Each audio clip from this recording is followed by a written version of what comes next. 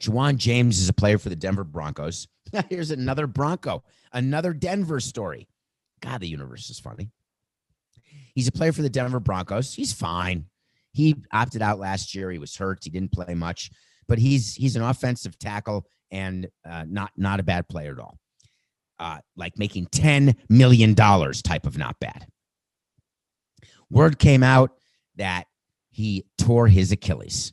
That's not good when you are playing football or any sport. It means that you're out for the year, guaranteed. Didn't Durant tear his Achilles, Coca? I think he did. When you tear an Achilles, you're done.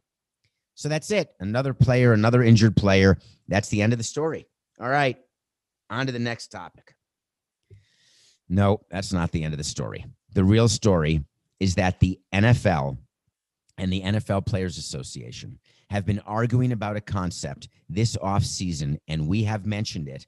It's the concept of voluntary workouts versus involuntary workouts. It's the concept of coming to your facility and training versus going to your own training facility. We would argue with players about this every time. Players who wanted to go home and work out with their own personal trainers, work out with do rehab for Tommy John or rehab for a knee or an elbow or a shoulder, where so they could live at home, be with their families, be where their crowd is, whatever the case is. And we wanted eyes and hands on them every day. We wanted players to do rehab and to do recovery in front of us. In terms of training, that's a no-brainer. When you are getting ready for a season, do it where we are. Come to the spring training facility. Let us monitor what you're doing. The NFL is even stronger about that. What they say is, if you get hurt while training outside of your facility, of your home facility, without permission of your team to be training at that facility, you're not getting paid. In baseball, if a guy is throwing a bullpen in the offseason and he's throwing it on his old college campus or his old high school field and he blows out his arm and he's got a guaranteed contract, guess what happens? We have to pay him. We monitor the offseason conditioning, but we are not able to negotiate with our union the fact that players cannot do any baseball activity during the offseason without our supervision, without them being at spring training. Football is different. You have to show up to your facility when you are doing certain workouts, because if you don't, it is clear as day that you are in danger of losing your salary. So this gets reported, and all of a sudden the NFL players are losing their minds. NFL players are saying, wait a minute, there's a chance that James is not going to get paid. This is a football-related injury. He wasn't skydiving.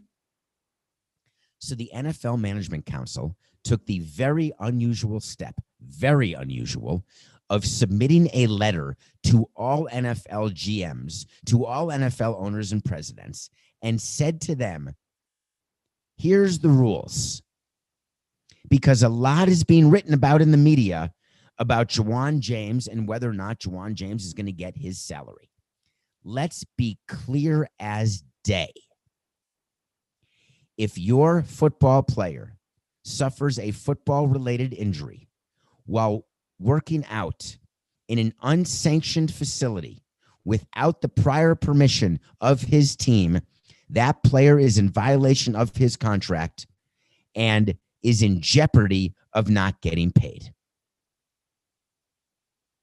Can you imagine the NFL is making it so clear to owners the power they have, the rights they have, all to scare their players into working out at their facilities, which is in their best interest anyway?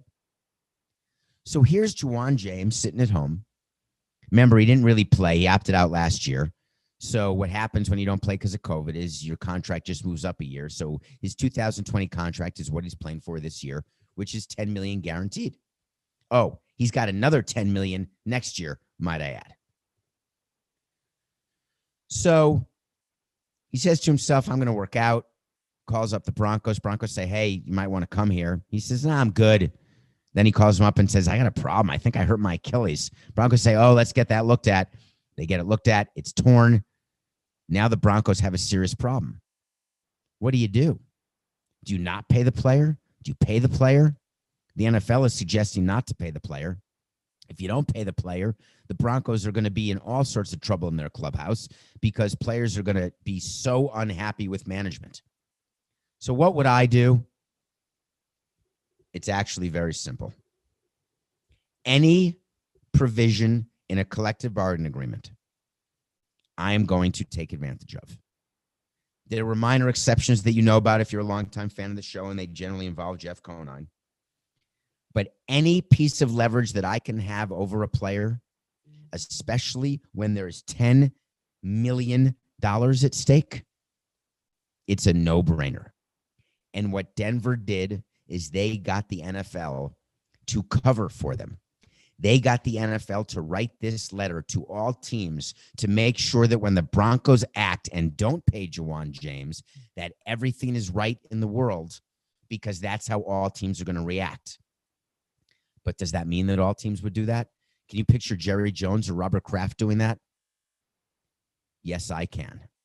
And the reason why in football I can picture even the richest owners saying they're not going to pay a player for getting hurt off site is in football, much more importantly than any other sport, you want season preparation done together. That's why all this involuntary versus voluntary workouts. Do you remember during COVID when Tom Brady got caught by a helicopter holding workouts at some random Tampa high school field with a bunch of other Tampa players? Or when their offensive coordinator met with Brady at his house? Do you remember when LeBron James was rumored to have had pickup games with his Laker team during the hiatus? Do you remember the Tampa Bay Buccaneers and the Los Angeles Lakers winning their titles? The importance of team cohesiveness during off seasons, during COVID breaks, should not be underestimated. And if the NFL wants to do something about this, you negotiate with the union and you make it clear what the rules are. And guess what? They did. You have no excuse, Mr. James. You are $10 million poorer as you sit here today. I do hope you get better and come back. But when players see what happened, they're going to think twice before not showing up to the voluntary camps.